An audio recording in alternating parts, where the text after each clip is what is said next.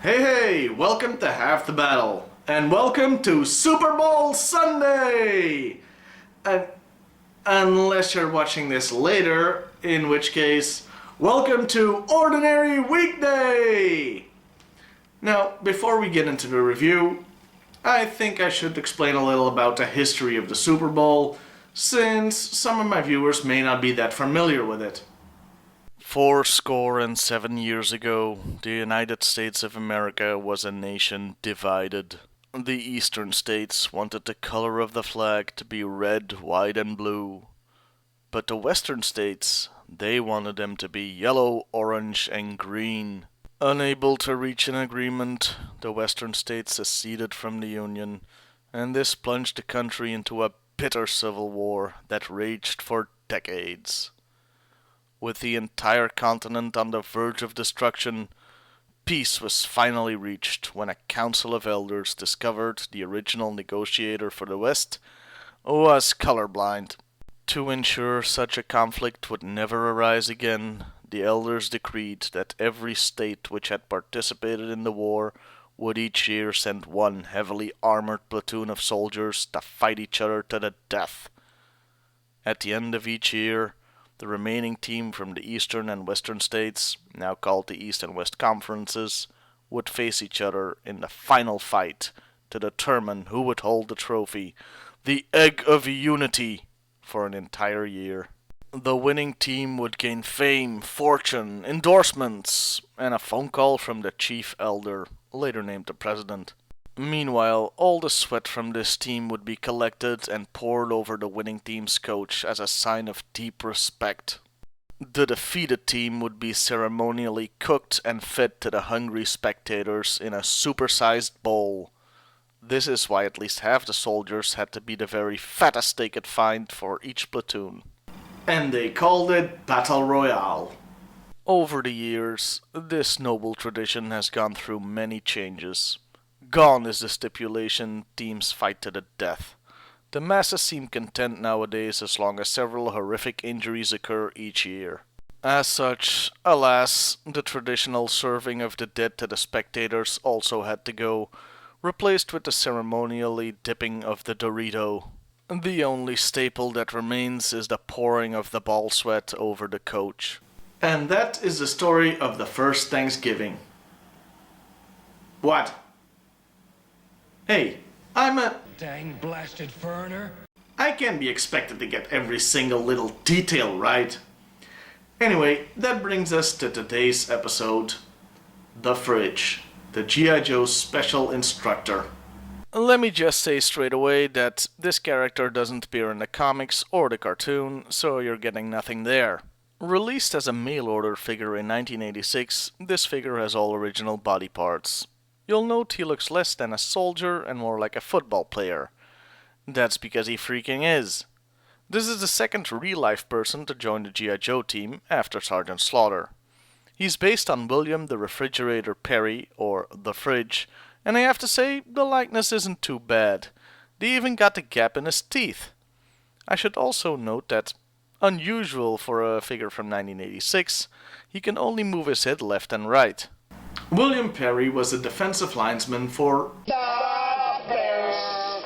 And in 1986, the same year this figure came out, his team won the Super Bowl. So this makes him the first non-wrestler celebrity to join the Joe team. Sort of. He did participate in a battle royal at WrestleMania 2, so technically I guess he's a wrestler too? According to his file card, his role on the Joe team is to be an obstacle. That's it. He is supposed to stand at the end of the obstacle course and make sure nobody gets through. That's kinda lame. It may make sense for a defensive linesman, but not for a member of an elite military unit. He came with just one accessory, and it may surprise you to learn that this is the most controversial accessory in the entire G.I. Joe collector's community. This silly little thing has been named the worst accessory in the history of the toy line. And I remind you, we're talking about a toy line that has comically oversized neon missile launchers and water guns. So what's all the fuss about? This. Strange, isn't it, that something so small could produce so much hate? You'd think it was the goddamn One Ring or something. It's a stick, with a chain on it, that has a football at the end of it. That is all. This thing has been incorrectly called a football stick for many years, probably because it's a solid plastic piece, so the chain doesn't move as it should, but make no mistake, it's a flail, not a stick. The reason why this innocent, misunderstood little piece of plastic has been so cruelly derided all these years is because it's a really, really stupid weapon to take into battle with you. The enemy would laugh themselves silly and then shoot you.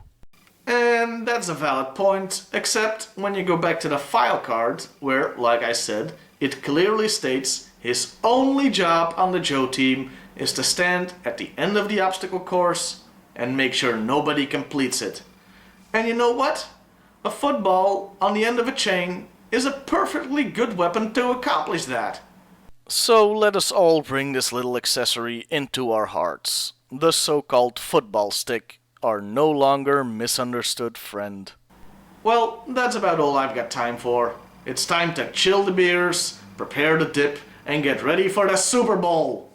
And hey, I sure hope Team A, totally crushes. Team B. See you later, everybody.